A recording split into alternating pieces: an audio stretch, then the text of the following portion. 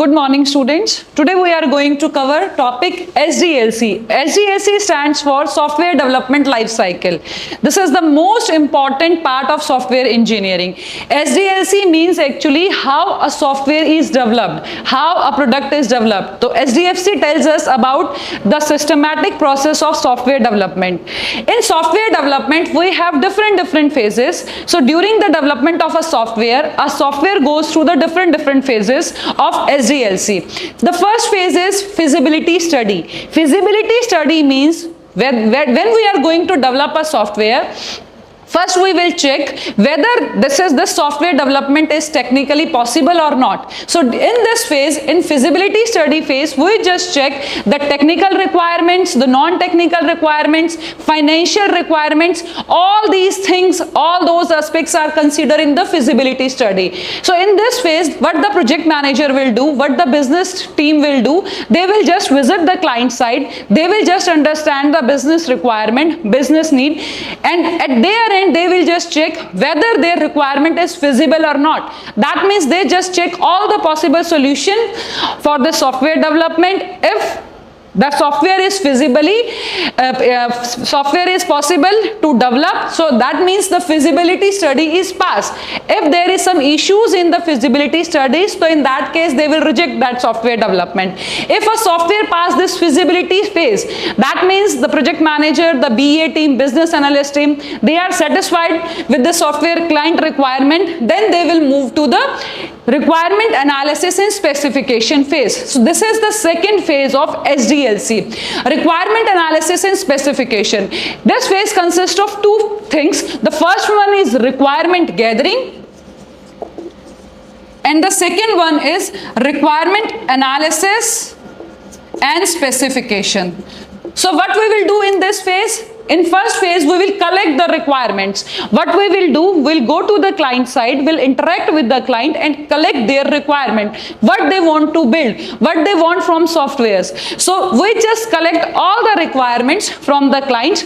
After that, we will check whether those requirements are possible, the requirements are not duplicate, the requirements are not redundant. So requirement gathering phase, basically in this phase, we just collect all the information, all the requirement that is related to our development. After that, we will do requirement analysis and specification. Requirement analysis means whatever information we have collected, we just check that information. It might be possible, there are some information, there are some requirements that might be redundant, that might be duplicate. So we just ignore or we just delete the duplicate information, redundant information, incomplete requirement. So requirement analysis phase, in requirement analysis phase, what we will have to do, we just analyze the requirement. We just make a proper set of requirement. After that, there is requirement specification. Requirement specification means whatever the requirement is collected, whatever the data is gathered from the client, from the different sources, that is documented into some document. The output of this phase is SRS. SRS stands for Software Requirement Specification. SRS is basically a technical document that is created or that is maintained after this requirement analysis and specification phase. So SRS is just a document. In this, all the client information, whether it is technical, whether is it non-technical, it is related to database, it is related to design, it is related to anything, that is documented into SRS. So this is basically a technical document. For SRS, we just follow IEEE format. There is a standard given by IEEE. That standard we have to follow for the SRS creation. So in second phase, we will collect the requirement, just getting the brief of the second phase, collect the information, collect the requirement, just analyze the requirement, and just create this document SRS. So SRS is basically a technical document, or you can say a contract between the development team, the organization, and the client or a customer. After the sign of SRS, we just the SRS will go to the client. The client will check whether it's his or her requirement is clearly mentioned into SRS. If all the information is mentioned into SRS, then there is a SRS closure. After the SRS closure, we will move to the design phase. So So design is the third phase of development, software development. In design phase, what we have to do, we just create the design of the software. What will be the design, what will be the outline, what will be the interface, what will be the database design, what will be the high level design, low level design. Each and everything comes under the design. So in design we have high level design, low level design, then we have database design, we have this you can say ER diagrams and all that comes under the database design. After that we have interface. So in design document, basically we just create the design of the software. The output of this design phase is SDD, that stands for software design document. After that we will enter into the coding phase. What will we do in the coding phase? We will just check the design, and based on design we'll just write the program, just do the programming, just do the coding of our software. So in coding we have some coding standards, we have to follow those standards. The standards are like there should be no the spacing, there should be proper indentation, there should be proper prototype of the function, there should be proper declaration of functions, procedures like this. After coding, the next important phase of this SDLC is software testing. This is the most important phase. The first important phase is the requirement analysis and specification. If we collect all the requirement properly, then there is no problem in design phase, no problem in coding phase, and no problem in testing phase. After this phase, the second and most important phase is testing. Testing takes the maximum time of software development, same as that of requirement analysis. Testing means whatever software we have developed, just check that, just cross check that. Cross check means whether it meets the customer requirement or not, whether it satisfies the customer requirement or not. This is known as a testing. In testing we have unit testing, we have integration testing, we have system testing, we have regression testing, so we have stress testing, system testing, like so many type of testing. So what the testing will do? In testing we just check the errors, we just check the bugs, we just check the functionality of a software, whether whatever software we have developed, whether it meets the customer requirement or not. Ultimately the software is developed for the customer, so it should satisfy the customer need, customer requirement. So in testing we will do the different types of checking. Unit testing means just to test individual module, just to check different modules independently.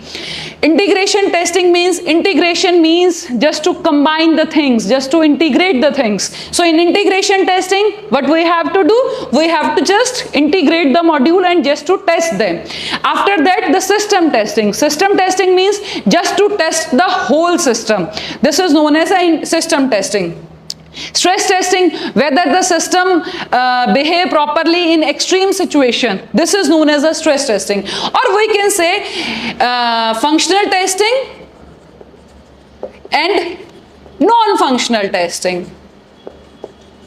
In functional testing, we just check the functionality of a software. In non-functional testing, we just check performance testing, stress testing, load testing, security testing. All those testing comes under the non-functional testing. If after the there is another important type of testing, that is acceptance testing.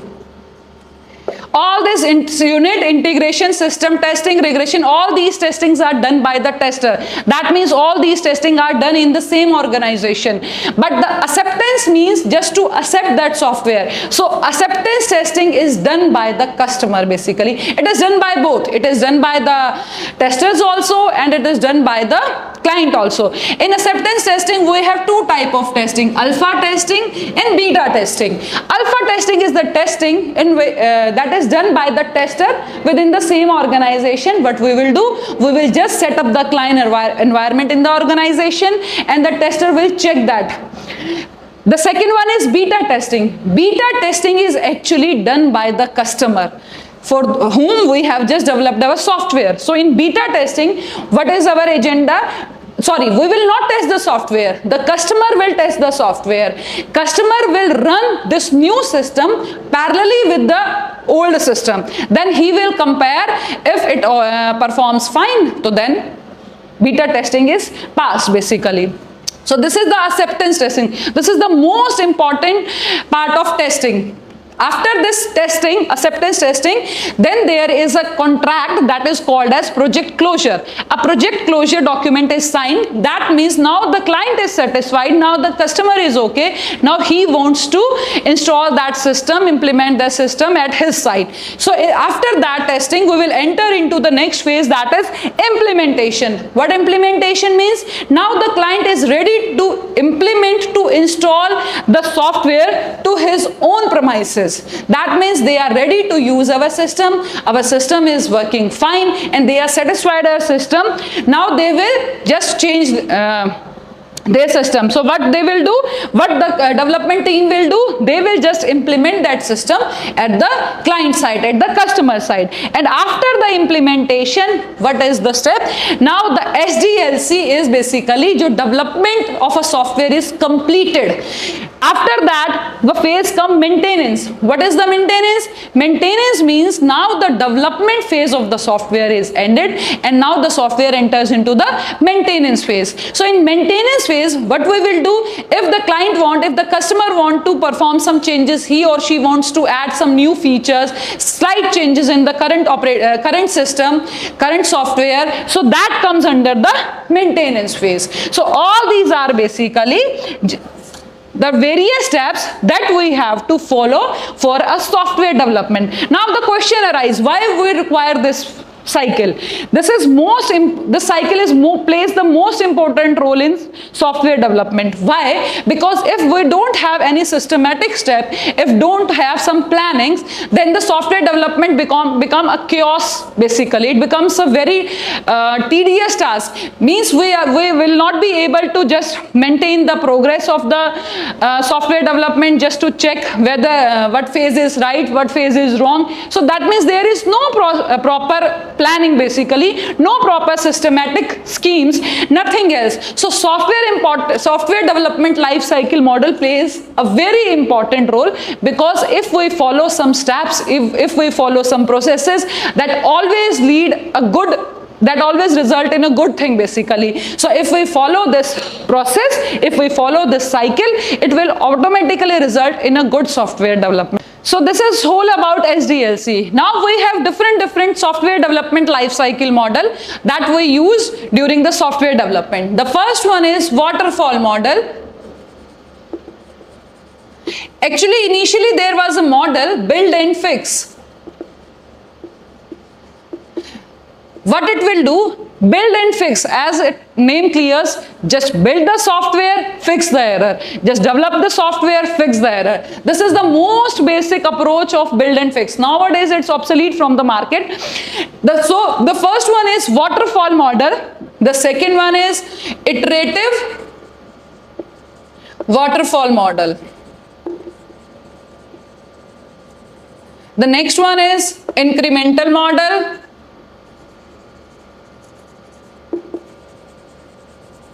Next one is spiral model. Next one is prototype model.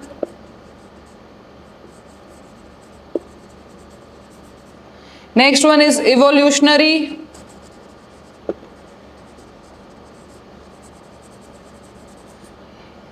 So these are basic important models, and the next one is agile software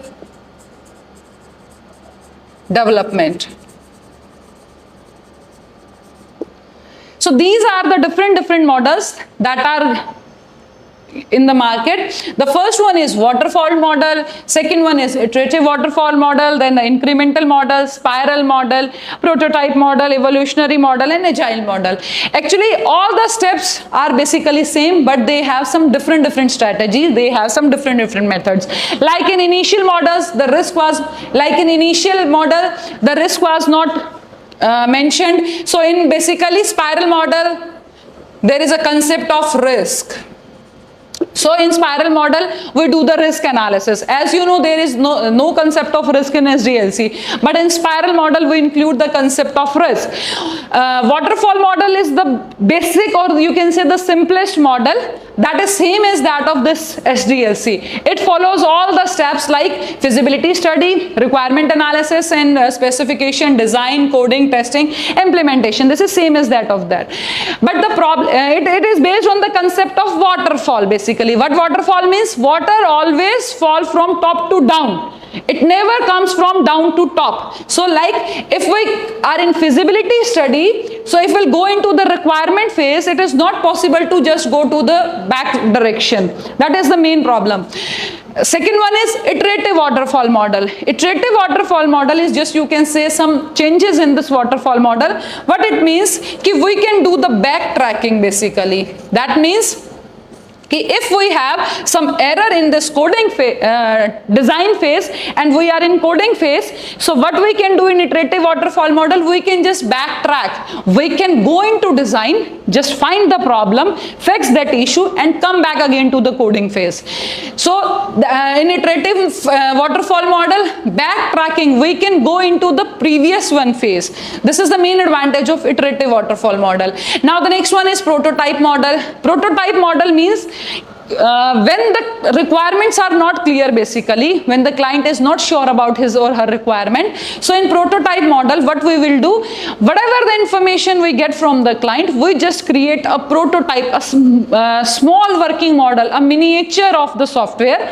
This is known as a prototype basically. We show that software to the client. If client agrees and he or she want to add some new features, we are going to add some new features. In this way, we collect the information from the client. This is the prototype model. Now the next one is spiral model. I already told you that there is risk is not involved in any phase. In spiral model basically we consider the concept of a risk. What risk means? Risk basically means tomorrow's problems, your future problems are today risk basically. So in this spiral model, there is a concept of risk. And the last one is, the most important, is agile software development basically. Nowadays, companies are moving to this development, agile software development. So in next lecture, we will discuss in detail about agile software development. Thank you.